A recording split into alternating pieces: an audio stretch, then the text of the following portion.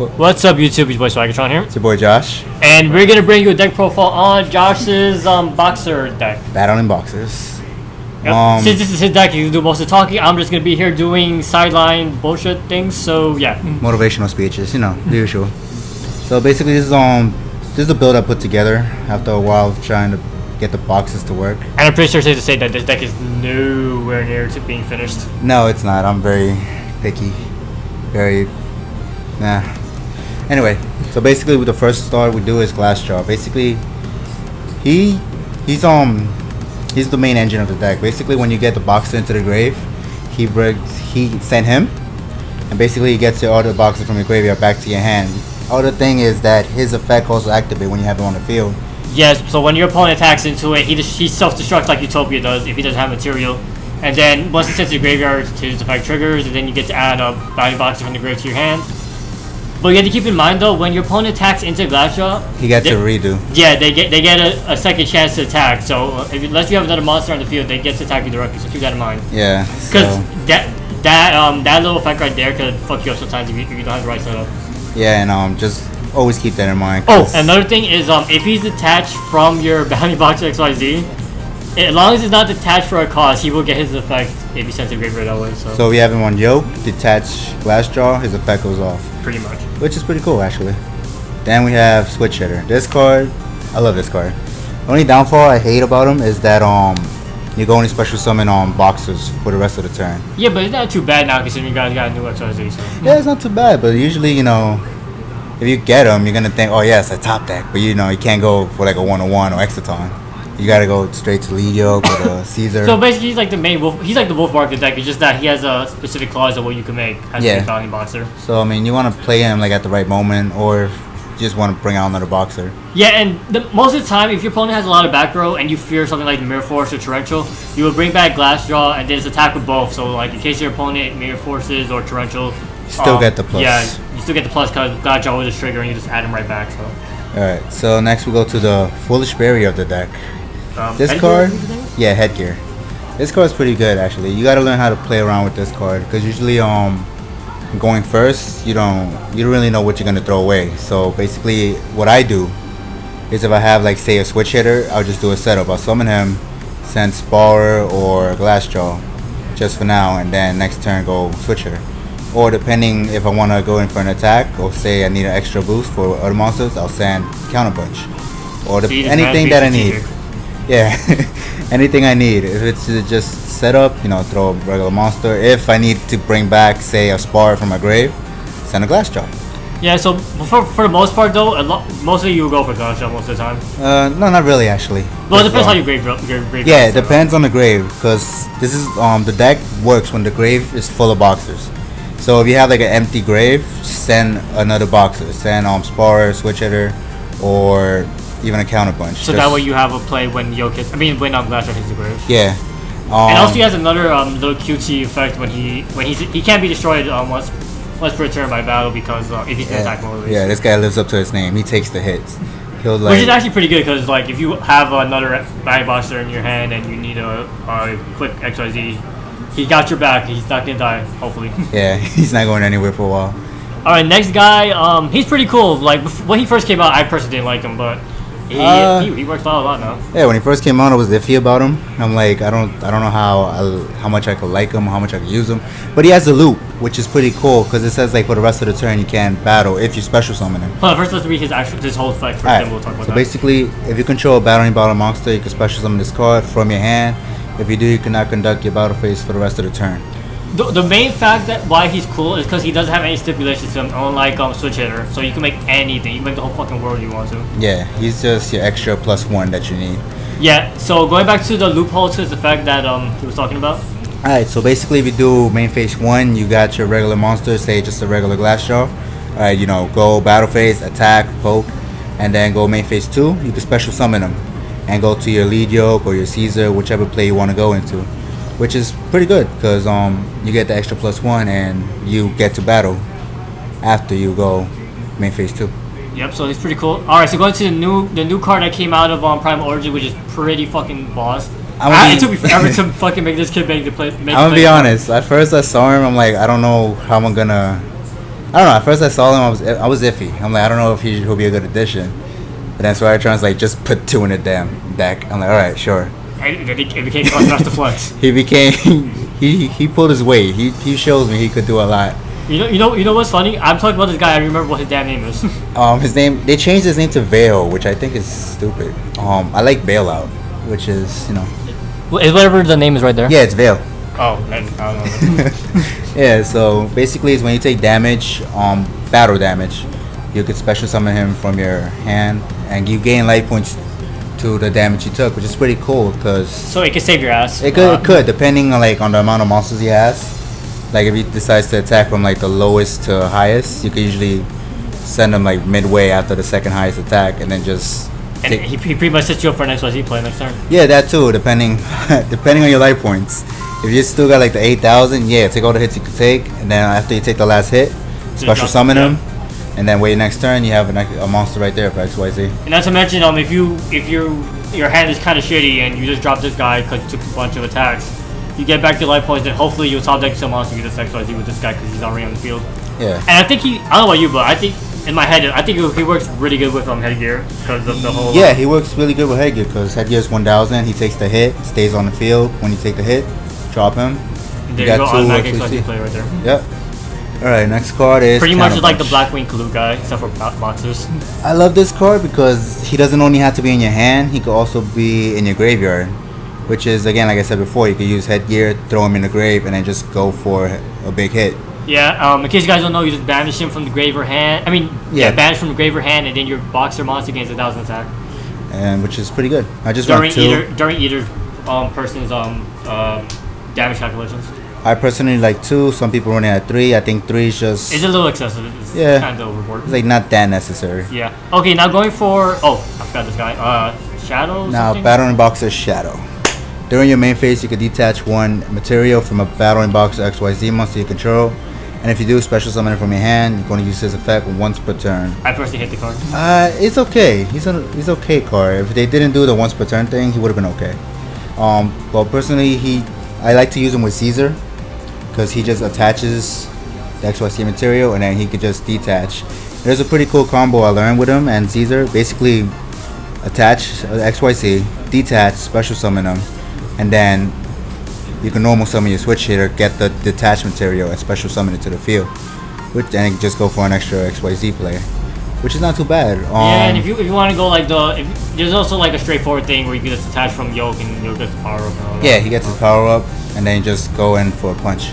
Alright, now for the tech Curry Bandit.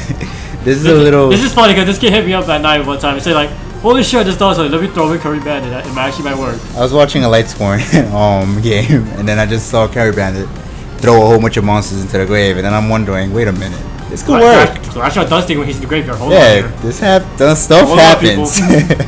So I mean, in theory, he looks perfect. Playing if I ever could draw him, he actually works out.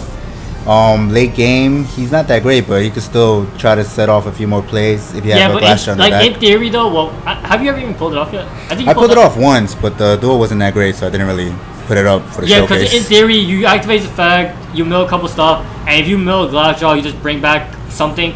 And if you look at his deck, he's wearing Warrior Returning Live, so it also helps set up with that. So yeah, it just helps set up a lot of stuff with his deck. Plus the possibility of getting a Glassjaw sent to the grave with Curry Bandit is just pluses. Yeah, it helps you dig real quick for that Warrior Returning Live or a spell or trap that you might need, so it helps. And also one more thing, because somebody asked me why don't I just run the Battlin Boxer Spirit. The thing is, I hate the idea of just throwing away a card at random, because many times when I play the Spirit, I would throw away a Solemn Warning or MST that I needed, or a Lance, and then with Curry Bandit, what I do, I throw out more cards, but at least I could get one back. Yeah, and then there's a chance you get to see you get to pick which one you get back, and the chances of getting a Glassjaw on the graveyard is like super high when you do Curry Bandit. And plus you get more boxes in the grave, which helps you out in the long run. If you're Nova Caesar stuff.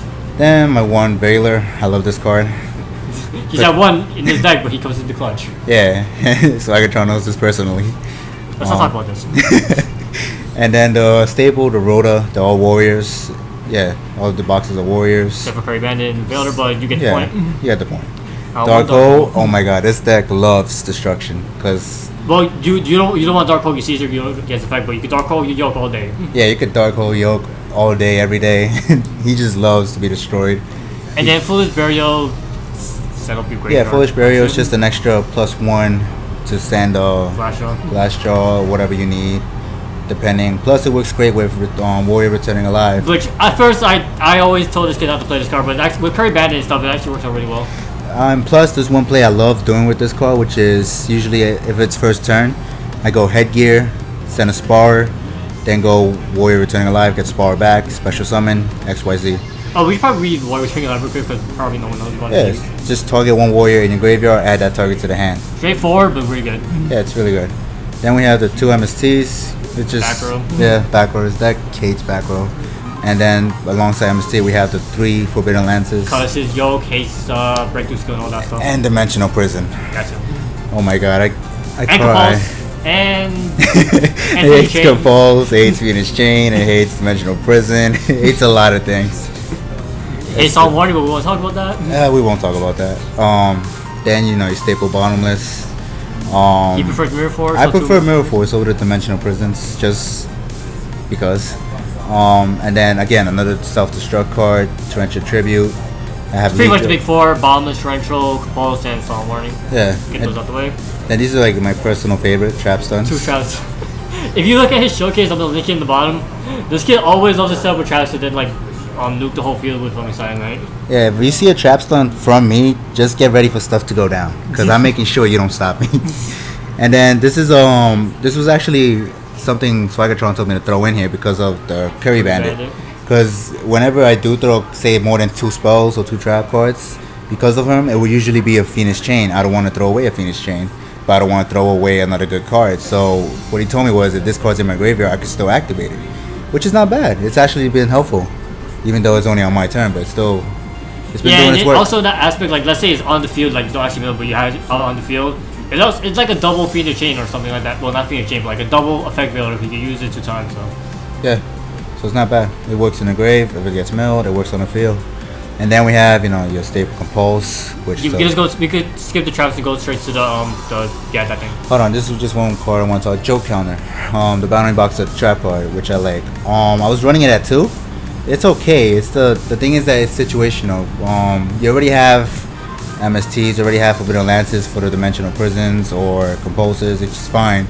This card, what I like about it is he actually could get over like Honest. He could get over other few cards that they try to activate in the damage step, which a lot of people know it's usually a Forbidden Lance. And I know Mermills like aren't too relevant or anything, but you can get over monsters that like activate when they're destroyed during the battlefield, like Linde or something. Yes, it gets over them too. Wait, have you ran into anything like Fire and Ice Hand yet?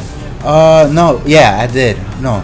Yeah, I did. I went into an Ice Hand. Yeah, this also stops that, which is pretty cool. He tried to pop Joe Counter, so I'm like, why not? Just activate. Yeah, and I'm pretty sure you haven't run to Shadows before. Yeah, I have. I stopped the little Falcon. Yeah, because right now we might be saying that Joe Counter is not good, but like once Shadows like pick up and like all over the place and they're probably not, this card might go up to 2 maybe because it's really good against monsters like that. Yeah, and then you just staple Solemn Warning. Yeah. And next, the star of the deck. The champion, the heavy hitter. The wonderful, beautiful card. This card does not, unless he's getting Compulsed or Sky Blaster, or he's not going away. Let's just say he can't be destroyed, honestly. He can't, and if you try to destroy him, he gets a boost. So, which is 800 boost, not 200. No, it's 800. This guy goes all the way to 3,800. Yeah, which is, I don't know about you guys, but not very easy to kill. No, he's not that easy to kill, and he's a heavy hitter.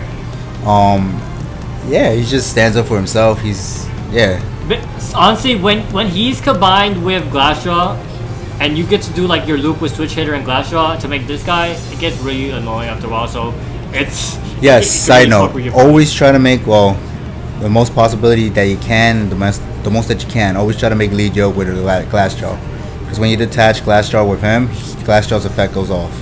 So you get your +1, and lead yoke gets his extra 800, plus he avoids the destruction. Alright, so now for the newest card. Nova Caesar. At first, I was... before we say anything, this card is only in OCG. This is not a TCG card, in case any of you guys want that card in real life. So sad. This card, again, this was another card I was iffy on. I didn't exactly know how to play him, but then, working around with him. He works really well because I used to just summon him in attack and just leave him on the field. And then Swaggertron pointed something out. Why don't just leave him in defense? You know, he has the 1600 defense. Yeah, I don't mind. If he stays on the field long enough, they have to attack eventually. Yeah, they have to attack eventually. Unless they Sky Blaster it, there's no way around this thing. Yeah. So basically, if he's destroyed by my opponent, either by battle or by card effect, so you cannot dark. You can't dark hole him. Don't use your own. Yeah. Don't use your own dark hole on him. He will not get the effect off. And yeah. So basically, you just keep attaching every turn, and then when he's finally destroyed, all those attachments you can summon that many boxes. So if he has 4, you bring back 4. If he has 3, you bring back 3, so on. Yeah, so on. It's just, and his ability to attach stuff to him is like endless. You keep doing it once per turn, so like build it up if you want to. Yeah, it's a pretty good card in the now for the card that's like it's stupid, but yet it works. It works. It's shown its worth. But the thing is, like, this deck still can't spam them out fast enough to ever make him. I usually just get the 2 out, make a Elite Yoke or Caesar. But it's nice to have because when those moments happen, oh my this Lord. Card, oh my god. If you get this card with defects. Alright, so basically during either player's battle step, if I control a battling boxer and he attacks an opponent's monster, or battles an opponent's monster, I could detach 1, negate the effects of the opponent's monster until the end of the turn. That monster my monster cannot be destroyed by battle, and my opponent takes any damage that I would have taken.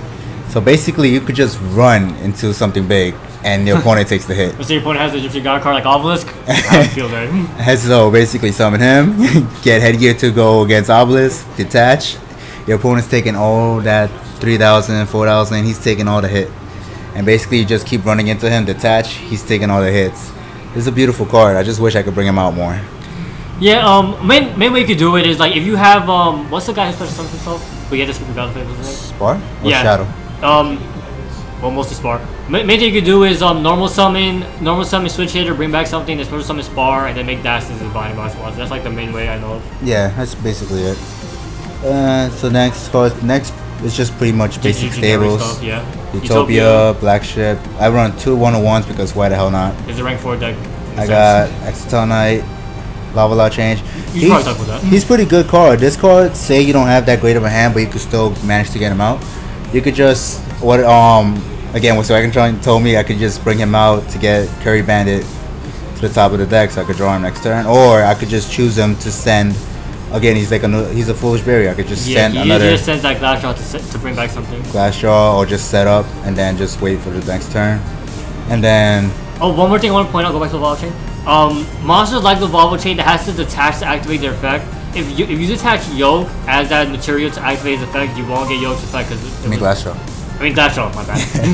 If you detach Glass draw from the Volvo Chain to activate his effect, Glass draw won't get his effect because it was detached as a cost. So that's the difference between detaching from the Lead Yoke and detaching from the stuff like the Volvo Chain. Because detaching from the Lead Yoke is not a cost, but the Volvo Chain and like a Cyanide and 101, all that's a cost. Yeah, and then the basic Dweller, Cowboy, and Sky Blaster. Sean's new favorite card. Ass Blaster. Alright, so then I'm just gonna talk about these extra cards. Blaster. Cards that you could tech in or think about, stuff like that. Yeah, basically, I really love having Blaster in the deck. He fucks with my day with that card. Oh my god. I love this card because because the thing is, he actually helps out the deck. You could just throw out another boxer monster and then just pop something on the field. The card I love playing him with is Counterpunch, because Counterpunch is a care if he's in the hand or in the grave. He's gonna get his effect off later on. The only thing I don't like about him is I don't want to ban. Well, personally, I don't want to banish anything to summon him because I think it's stupid. No, I mean I never really summon him unless I desperately need to. But then, and also the other reason I took him out is because sometimes he's just a deck card in the hand.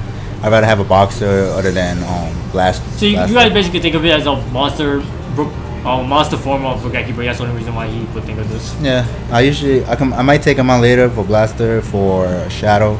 He needs to take out Shadow for Blaster. Yeah, I might take out Shadow for Blaster. Tongue twister. And then again, Boxer Spirit. I talked about it. You could add it if you like it. Personally, I don't like throwing away a random card. Whatever tickles your peach. Yeah, and then Rank of Magic Numerons Force.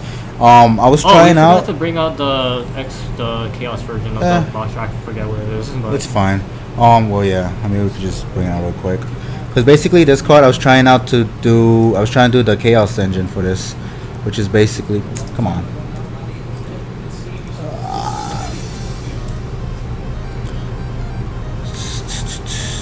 this guy. This guy's he's pretty broad. But if you ever want to run the Chaos Engine, my personal favorite is Numeron's Force. You negate everything else, then bring him after you bring out this guy. Just be careful not to activate that when you actually have 2 yokes on the field. You're going to negate one, and that's not going to be fun. Yeah, it's not going to be fun. And then Power Duality. If you need that consistency, I guess. This is the card I personally don't like for boxers. You are special summoning every now and then. The card you mostly want is a switch hitter, but if you do Power Duality, you can't special summon. So that's just personal. Kaiser Coliseum. It's a pretty good card for the deck. In a sense, Boxer is a control deck. Once you get Yoke and then combine Kaiser with Yoke, it works. Yeah, and then usually you only have that one lead Yoke. But if you guys look at his showcase, again, I'm gonna link that somewhere. He gets explosive plays a lot, so I don't think Kaiser is like too good anymore for him. Yeah, this is just personal. I like to bring out monsters more than just have one. Again, phenomenal card. So it depends on your build, honestly. Yeah, it depends on your build. Then XYZ Reborn. It's not a bad card. It's not bad. I usually like doing this with a Caesar mostly. Because once he's on the field, get him attached, and then just start attaching again. Or like when you're attacking and you realize you could just activate that and just finish off your opponent, so it's pretty cool. Yeah, and plus it's not bad to bring out with, wait, can you even attach the yoke? Yeah, you could even attach it to lead yoke if you want. Oh, and a fun thing you could do, I just thought of it just now, if your opponent like Toretto chose a Dark Holes, you could just chain up Exos Reborn, bring back Caesar, and then it just gets hit by that, and it's funny. Oh, that's true. And then Dimensional Prison. That's personal choice. I like Mirror Force better. The Phoenix Chain. In case you want to run the Breakthrough Skill. Or you want to put in Phoenix Chain combined with Breakthrough Skill is also not option. Yeah, that's also not a bad option. And this is basically pretty much it. So yeah, guys, hopefully you enjoyed the deck profile. Whoever was that asked for this goes out to you. Hopefully you guys enjoyed it. And it's been your boy Swaggertron. It's boy Josh. And we will see you on the next one. Peace.